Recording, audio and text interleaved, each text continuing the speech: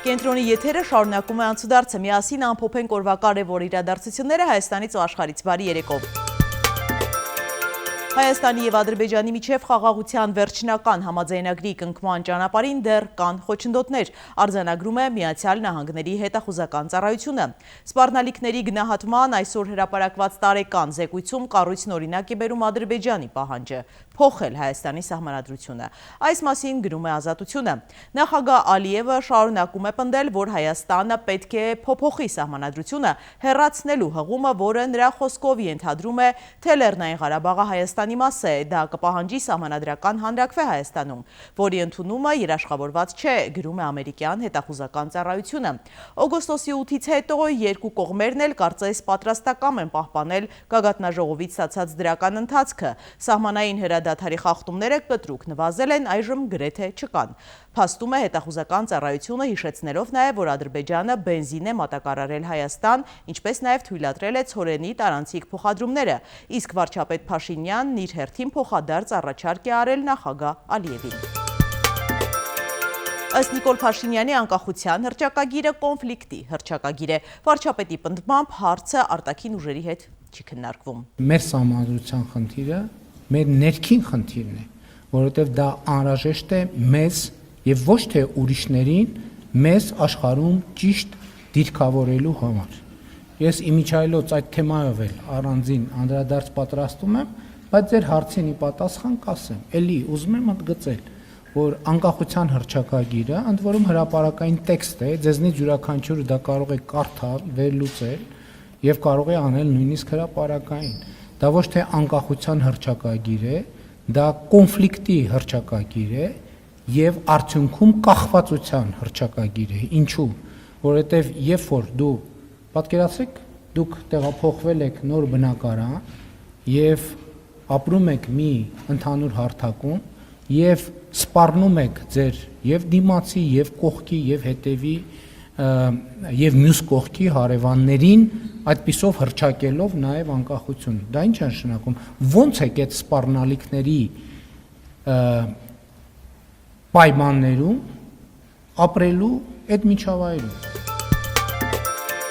Պենտագոնը խնդրել է Սպիտակ տանը հաստատել ավելի քան 200 միլիարդ դոլարի հայտ կոնգրեսին ներկայացնելու համար Իրանում պատերազմը ֆինանսավորելու նպատակով, հայտնում է The Washington Post-ը ի պատասխան Իրանի արտգործնախարար Աբբաս Արաղչին գրել է, որ այդ 200 միլիարդ դոլարը միայն այսբերգի գագաթն է։ Սովորական ամերիկացիները կարող են շնորհակալություն հայտնել Բենյամին Նեթանյահուին եւ կոնգրեսում նրա կամակատարներին տրիլիոնավոր դոլարների հասնող Իսրայելն առաջնահերթ է հարկի համար, որը պատրաստվում է հարվածել ԱՄՆ տնտեսությանը։ Ալի Խամենեի սպանությունը վերջին բանն էր, որ Միացյալ Նահանգները պետք է աներ, հայտարարել է Միացյալ Նահանգների հակաահաբեկչական կենտրոնի նախկին ղեկավար Ջո Քենթը, ով այս շաբաթ հրաժարական էր տվել։ Նա հայտնի է Իրանի դեմ Դոնալդ Թրամփի սկսած պատերազմի քննադատական վերաբերմունքով։ Նրա խոսքով Իրանի սպանված գերագույն հոգևոր առաջնորդը զսպում էր միջուկային ծրագիրը։ Նա թույլ չէր տալիս նրանց միջուկային զենք ձեռք բերել։ Խոսելով Իրանի ազգային անվտանգության սպանված ղեկավար Ալի Լարիջանիի մասին, Քենթը ասել է, որ նա նույնպես կողմ էր գործարքի կնքմանը։ Տեսախցիկը ֆիքսել է այն պահը, երբ իսրայելական հրթիռները ռմբակոծել են Լիբանանի հարավում ռեպորտաժ պատրաստող ռուսական RT հեռուստաալիքի թղթակցից ընդամենը մի քանի մետր հեռավորության վրա գտնվող տարածքը։ Թղթակիցն ու օպերատորը վիրավորվել են։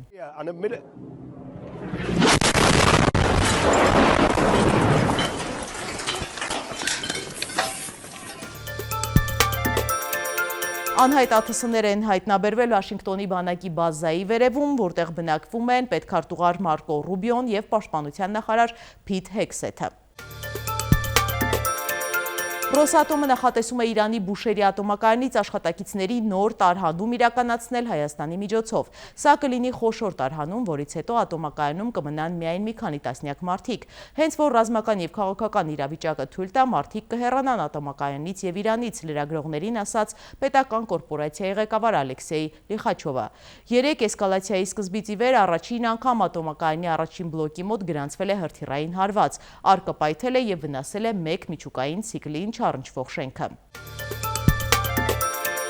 Մեկ տարեկան երեխայի սպանության փորձ կատարելու համար կասկածվող խորթ մայրը 2 ամսով կալանավորվել է։ Ինչպես հայտնել էինք, մարտի 16-ին կեսգիշերն անց կլինիկական մահ ախտորոշմամբ Արաբկիր բժշկական կենտրոն էր տեղափոխվել 1 տարեկան տղա։ Նրա սրտի աշխատանքը վերականգնվել է, սակայն վիճակը ծանր է։ Երեխան հոսպիտալացվել էր ծեծի հետևանքով։ Երևանում օտարերկրացի կինը հարվածել է իր 3-ամյա երեխային, մահճակալից գցել հատակին և քարշ տվել։ Մարտի 12-ին ոստիկանությունը ահազանգ է ստացել, որ Մոլդովական փողոցում գտնվող հատուկ կացարանի բնակիչներից մեկը հոգեկան անհավասարակշիռ վիճակում է և նրան հոգեկան առողջության կենտրոն տեղափոխելու համար խնդրել է ոստիկան մոտենա։ Շամշյանի տեղեկություններով ոստիկանության նոր Նորքի բաժնի ծառայողները պարզել են, որ տուժածը Իրաքի քաղաքացի 3-ամյա տղա է։ 35-ամյա մայրը բղավել է երեխայի վրա, որից հետո մի քանի անգամ հարվածել է մարմնի տարբեր հատվածներին։ Խորհրդարանում անդրադարձել են կենդանիների ստեղծմանը, ընդդիմադիր պատգամավոր Գառնիկ Դանելյանը մտահոգություններ է հայտնել։ Որ շատ ժամանակ է ստեղծված կենդանիները շատ ավելի ինտենսիվ բազմանում են, այսինքն սա խնդիր է, այսինքն ստեղծված կենդանի չի կարելի այդքան արագ բազմանա։ Ոնց որ խրախուսում են որ բանան է։ Այդտեղ ինչ գործընթաց եմ չգիտեմ, բայց շատ ինտենսիվ բազմանում են։ Այսինքն այդ կազմակերպությունները պիտի հստակ պատասխանատվություն կրեն իրենց ոչ կոմպետենտ աշխատանքի համար։ Միասին թերթենք մամուլի էջերը։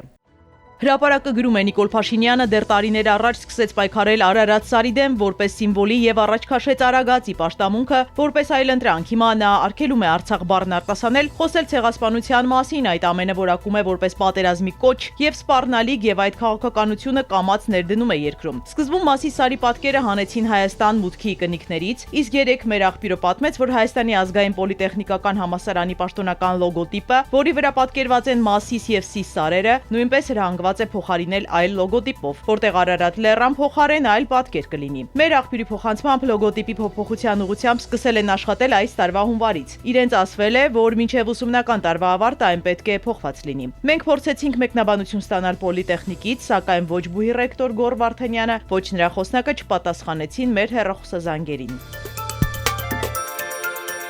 Նույն աղբյուրը գրում է, չնայած ԿՊԱ-ական ուրախ ավտոբուսի պասաժիրները մեկը մյուսին հերթ չտալով մեկ կենտրոնից իջացրահանգով մարզային այցերի մասին Գյուլնաստատի հեքիաթներն են պատմում, թե մարզերում համայնքներում ժողովուրդն իրենց գրկաբաց ընդունում է, որ ունեն հանրային լայն աջակցություն եւ հունիսի 7-ին ավելի շատ ձայն են ստանալու, քան 2021 թվականին են ստացել, սակայն իրականում ԿՊ-ի ներսում տագնապած են եւ բոլորովին այլ բան են ասում։ Մասնավորապես այն, որ այդ այցերն ավելի շատ վկայեցին ժողովրդի իրենց նկատմամբ անտարբերության եւ բացասական վերաբերմունքի մասին։ Իշխանական վերնախավում քննարկում են էլ ինչ անեն թոշակները բարձրացնելուց, բժշկական ապահովագրություններ դնելուց հետո, որ իրենց վարկանիշը բարձրացնեն։ Մեր աղբյուրի փոխանցմամբ ամենատարբեր քայլերի մասին են քննարկել, ընդհուպ ամեն գնով հասնել հայ-թուրքական սահմանի բացմանը, որով կապացուցեն, որ իսկապես խաղաղություն են բերել։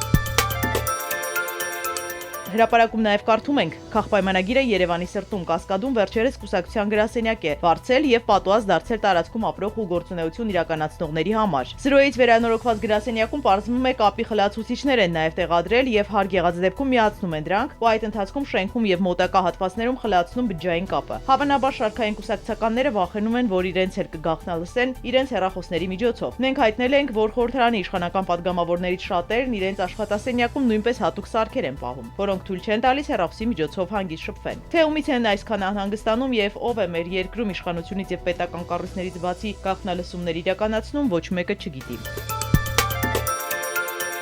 Հրապարակը գրում է, քաղաքպայմանագիր կուսակցության վարչության փոխնախագահ էկոնոմիկայի նախարար Գեորգ Պապոյանին 3 հարցրինք, ինչու են Եվրամիության հիբրիդային արագ արձագանքման խումբ հրավիրել Հայաստան արժանտրություններին ընթառաջ սպառնալիքներին դիմակայելու համար։ Հիշեցնենք, որ ԵՄ արտաքին գործերի եւ անվտանգության քաղաքական հարցերով բարձր ներկայացուցիչ Կայա Կալասն է այս մասին նախորդին հայտարարել, նշելով, որ ԵՄ-ն դրանով ընթառաջել է Հայաստանի խնդրանքին։ Հարևանության ժողովրդավարական դիմադրողականության աջակցությունը մնում է կարևոր։ Մենք Հայաստանին մենակ չենք թողնի բախվելու արտաքին միջամտության հետ։ ճնշման տակ գտնվող ժողովրդավարությունները կարող են հույսը դնել Եվրոպայի վրա, ասել է նա։ Արտգործնախարար Արարատ Միրզոյանն է Բրյուսելի նամակով դիմել, խնդրելով արագ արձագանքման խումբ ուղարկել Երևան։ Հիշեցնենք նաև, որ անցած դեկտեմբերին Բրյուսելից հայտնել էին, որ պատրաստվում են 12 միլիոն եվրո աջակցություն տրամադրել Երևանին, որ օգնեն ընտրություններին ընդառաջ հակահարված տալու ռուսական ապատեղեկատվությանը։ Պապոյանը սակայն վերացական մտքեր սկսեց արտաբերել, հստակ չմատնանշելով խմբի Հայաստան գալու նպատակը։ Եթե քշերքին ժարին դրված է Հայաստանի անկախությունը, թե լինել չլինելու հարցը, Հայաստանում կլինի պատերազմ, թե խաղաղություն, Հայաստանը կլինի կիսանկախ վասալ, ֆորպոստ, թե նորմալ պետություն։ Հայաստանի քաղաքացիները Հայաստանում կապրեն, կարարեն, թե կգնան ուրիշ երկրների, ուրիշ տարածքներում, ուրիշ երկրների համար պատերազմական գործողությունների կմասնակցեն։ Այդ պարագայում կարծում եմ, այդ նամակը ոչ միայն տրամաբանական է,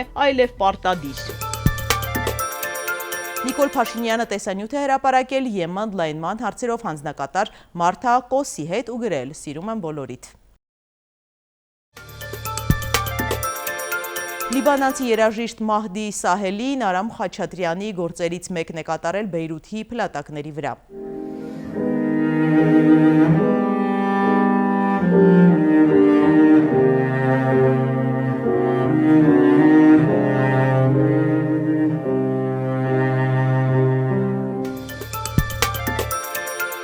Չինաստանում տղամարդը 8 տարի ապրել է կոկորթում խրված ուտելիքի փայտիկով, տարիներ առաջ վանը պատահաբար կուլ է տվել 12 սանտիմետրանոց փայտիկը, բայց վախեցել է վիրահատվել։ Այն իրեն չի անհանգստացրել, չի արտահոսել, սակայն տարիներ անց իր գոյության մասին հիշեցրել է, վիրահատությունը հաջող է անցել։